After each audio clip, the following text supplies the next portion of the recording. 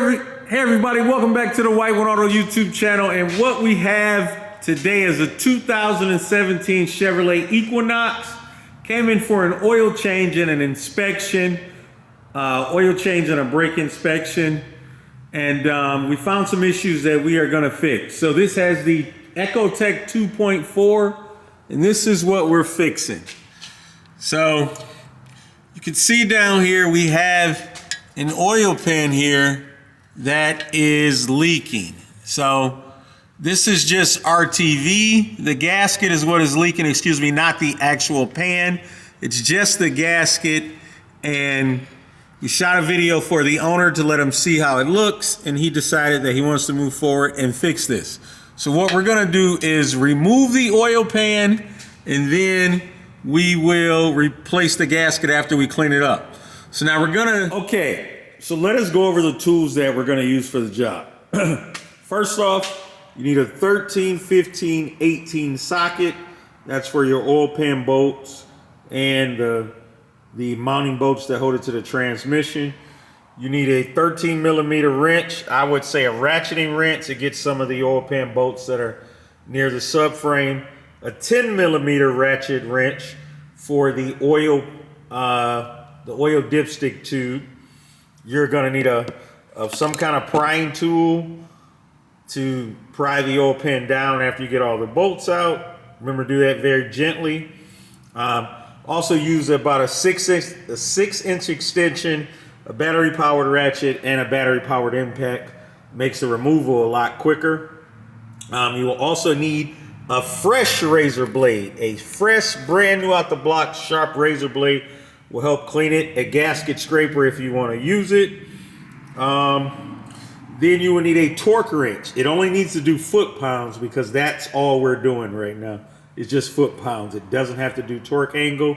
You will also need an adapter. So that's 13 millimeters because you're not going to be able to get a straight shot on some of the oil pan bolts that are on the front of the engine by the balancer near the excuse me, the subframe, just because there isn't enough room. So I recommend those. And you see, this is the oil filter socket because we put a new oil filter on it. And I have a longer, like that's about a 2-foot extension and a universal joint that helps just get that oil filter cap off a lot easier. So I think that's everything. 13, 15, 18 sockets, 10 mil wrench, 13 mil wrench, about a 6-inch extension, like a torque adapter or whatever you want to call it, where it's got like whatever the head of your torque wrench is, this 3/8. It drives 3/8 and does 13 millimeters. Fresh razor blade, a prying tool, a hand ratchet too if you want to use it, because I will snug up my bolts, and battery power ratchet and impact. So that's all the tools I believe that we're going to use on this job. So that should get you squared away there. Now we're going to deviate from service procedure a little bit here because service procedure says you got to take the AC compressor off. But this is our AC compressor, and the only bolt I see holding it on is right there. Is right here. So I think we should just be able to pull that bolt out, leave our compressor fully hooked up, still gonna get our dipstick tube out and get our pan off, and then get it cleaned up in the parts washer and clean up the block surface, put some new sealant on it, torque it down, and get this thing ready to go. So the first step is we're gonna drain our oil out, so when we drop our pan, we're not making a mess. Hey, so I said, well, let us show this because it's a necessary step. So this is our 15 millimeter drain plug. You pull this out, and oil's gonna rush out. So you wanna make sure you have an appropriate drain plug. I've already pulled some out, so we're not gonna get a rush. We're just gonna get some dribbles. So then the oil comes out. So you're gonna let that drain. That's how this works. That drain plug there is 15 millimeters. And this is a GM car, so pretty much a lot of GM cars, if anybody knows who's worked at a dealer or works on a lot of, you need a 10, 13, 15, 18 You get those in every variant: swivel, short, deep, semi-deep, long, 3/8 and 1/2 inch. You get those wrenches and sockets, and you can pretty much fix anything on a GM car from, say, about 96 on. Those are your sockets. You need to throw a few torques in there, but you're pretty good. 13, 15, 10, 18. I got spoiled a lot of years in the dealer. That's all you really needed. But yeah, so we're gonna let this oil drain out, and then we'll put that plug back in. We're not gonna torque the plug now, but we will torque it in its final time. And just like I said, we are gonna deviate by not pulling that compressor off if possible, because that means we don't have to evac the AC system, which we can do if we have to, because we have an AC machine. But it's just something, if we don't have to touch it, you don't want to touch it. That's one of the most important things about fixing cars, is you want to first diagnose it correctly, and then when you're doing your fix, you only want to remove or touch things that you have to. Now you don't want to compromise the job by cutting a corner and not taking something off or replacing something that you did have to. But it's a real delicate balance, only removing what you have to, because especially up here in the Rust Belt, you can remove something and it breaks. And now that's a part the customer's got to buy if it's not your fault from breaking it, if it just broke because it was rusty. But it could be extra labor involved, and it's definitely more time, because now you got to get the part or fix the part. So only take off what you have to. So if we don't have to take this compressor off and it's not gonna break anything else while we're pulling this thing out, we are not gonna pull it off. So that's just that. I am gonna take some penetrating oil and put it around here, the dipstick, because it's not that it's rusted in there. I wanna try to get some lubrication down there, because that O-ring is actually what's keeping it in there. So if we can get this thing out of here a little bit easier, that should be fine. But because this is a cast aluminum pan and it's not going into a cast iron block, it should be a lot easier for us. So let us do that. Okay, so we have our drain plug back in. So what I am going to do is I'm gonna hose all of this off, because I don't want to do it when I'm done, because I want that RTV to set up for as much time as possible. And I want this to be nice and clean when I shoot my after video for the customer, so they can see how it was cleaned up. So I'm gonna spray some degreaser up here, grab my pressure washer. Sorry, I'm shaking the light like that. But I will spray some degreaser all up under here, grab my pressure washer right quick, and hose this thing off. So it's clean, it's easier for me to work on clean, and I won't have to clean it once I'm done and worry about disturbing my new RTV. So that's what we're doing next. Okay, so we have our bolts for our compressor out, and you can see it's free now. Wait, let me back up so you guys can see, so everyone can see. So now this thing is free, and it's not resting up against that oil pan. And I want to make note that the bolt that went here and the bolt that went right here are both the same length. So you don't have to worry about mixing those up. And like I said, I just loosened that nut up there, and it gives me enough play. So what I'm gonna do next is I'm gonna get this 18 out, these 15s.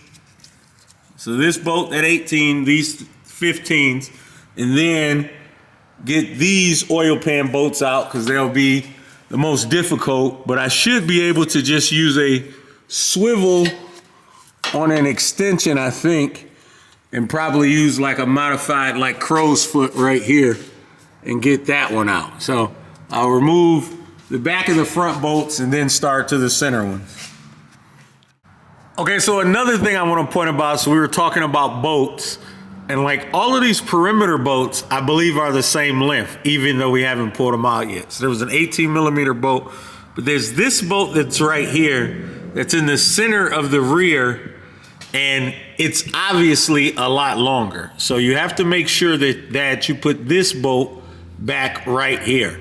So if you wanted to do something, because we're gonna wash the pan, it would most likely wash off, like you could mark it, or like with a red paint marker, or gently scribe a line, but we are gonna remember that. And I'm pretty sure, I know this thing was out before. You can also see here, you see how you got paint markers there? Oh wait, let me cut this off. See how you have paint markers here on this rear diff, on this front diff? Somebody's had this out before, because those aren't factory markings. So remember, this bolt in the center where the oil pan bolts to the transaxle or transmission, it is longer. So you have to remember that. Okay, so we have all of our perimeter bolts out. I've left this one in and one on this side in, so when I get ready to get the pan down, it doesn't just flop down. So these are those perimeter bolts. This is that one bolt that went on the rear of the pan near the transmission. So you can see how they are different lift, but all of the rest are the same. So next, what I'm gonna do is I'm gonna get our dipstick out, and there is a 10mm bolt up there that I'm gonna loosen that bolt, and then that should just get our dipstick loose enough so we can pull it out of our pan there. So that's next. Okay, so we were able to get our dipstick here unseated. You can see how it's up. One thing you gotta be careful with, we didn't disconnect our battery, and our major power cable is right there. I would recommend you disconnect your battery, but we're not going to. And I believe this is out far enough to where when we lower the pan, it should be able to come out. So what I'm gonna do is take a dead blow hammer and tap this thing. So let me grab that. So this is what I mean by a dead blow hammer. And I'm just gonna take and hit it a few times to try and shock this thing loose to break some of this bond. You definitely cannot use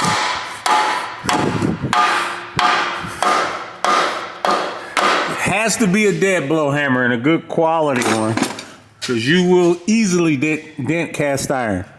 Now, I'm gonna get my pry bar and pry down on this thing gently. Okay, so there are a couple really good spots to pry at. Right here, let me let it focus in. So right here, then you can get your pry bar in here. Now this is on the right side of the car. Got the wheel off, there was a cover here, and you see how this thing came right down without any damage to the sealing surface. Like, that's what these little knobs are here. You can pry right in here, and then right here. And see, our pan is now free. That's why we kept those bolts in, so it doesn't just fall down, because if this thing falls down, it could possibly crack too, and that will make a leak. So we're gonna finish getting our dipstick out of here, but our pan is free, and then we'll throw it in the wash. Okay, so prying on those two spots worked perfectly. We left those bolts in, our pan is down. You probably wanna pull your dipstick, the indicator, out of the tube. I typically do that, but I didn't this time. So some residual oil is gonna drain down. That's why we got our drain pan here. But this is our pan that is off. So what we're gonna do is get this thing all cleaned up, and then we will clean up this surface here, this mating surface. You wanna carefully scrape this to where you don't gouge it, and make sure it's completely clean. So you're gonna have to let this drain for a little while, because oil will continually come out of there, and if it's not, and if you get oil in your sealant, it will not seal correctly. So you're gonna need a little bit of time, elbow grease, and some brake parts cleaner to get this thing all cleaned up. Okay, so we have our pan all cleaned up here. The main tool that we use is a brand new sharp razor blade. If you put this thing, get my light here. So what you want to do is get you a nice sharp razor blade and lay that thing completely vertical and then straight. That'll get all of this old gasket material off without gouging down into the surface. And also I want to show you what I meant about the paint earlier. You can see how this was painted. So at some point in time, this here was replaced, or the engine was replaced. I don't think that the engine itself is painted. I don't see that. So it looks like someone has done this oil pan before. I didn't see any cracks or anything in it. Just looks like the gasket failed. So what we did is we ran this through our parts washer, took our time, got this thing really, really clean, and then we will reassemble it. Then we'll place our bead of silicone around here and torque it down carefully. So when we place this thing back in, we are going to put these 2 bolts in there and then slide it up, run it up with the bolts, and torque everything down. So another point I want to make mention is you want to be careful cleaning this up too, because you don't want to gouge anything. You want to blow out all of these bolt holes to make sure there's no extra silicone in them, or RTV, whatever you want to call it, and make sure this is finished dripping so you don't get that on your oil gasket seal. So we're going to get this done, get it bolted up, and torque this in place. Okay, so also I have all of my bolts laid out here. These are my pan bolts. These are oil pan to transaxle. These are compressor bolts. This is the dipstick tube bolts. So we got all of this laid out. We've made sure all the threads are clean. So when we install this, we can get this thing just done. So that's what we're gonna do. We torque our oil pan bolts to 18 foot-pounds. Then our transaxle bolts, I believe, are torqued to 55. Then I have to look up for the air conditioning compressor. So let's do it. So this is how my bead of silicone looks. And we are going to get this thing up in the car. I'm gonna take and wipe this off one less time. See, we got a little spot there, drip there, and some drips there. We're gonna hit it one more time with brake parts cleaner. Make sure it's clean and go up. You only got about 20 or so minutes for this thing to be workable and still seal up good. Okay, so there is this bolt back here that is going to be difficult to torque because there is no straight shot to get a extension in there. So what I'm going to use is my torque wrench, and it's got an adapter on it like that, which you can get that on there and then torque it down. So I'm gonna have to use 2 hands to do it, but I just wanted you guys to see. And that's also for this bolt right here. We will do the same thing, use that torque adapter. We have our pan on, our compressor is back on, it's torqued down, our belt is on. So all we gotta do is put this side cover on here, and then we gotta let this sit for at least 90 minutes. But I'm gonna let it sit longer than that, and then we'll fill it up. Okay, so we got our oil pan on, we filled it up all full of oil, and we have no leaks. So this job was a success. We got our cover back on there. Like I say, the one main thing about here is it'll most likely take you a little bit longer because you want to take your time cleaning this pan and cleaning the gasket surface on the engine on both of those. So if you take your time with both of those, you will have a success. And once again, I think you will need like that torque wrench adapter to torque that one bolt back there in the corner. But our belt is on, our air compressor's on, everything's good. So all we gotta do is put the wheels on and deliver this to the customer. Thank you all for following along. White One Auto, out.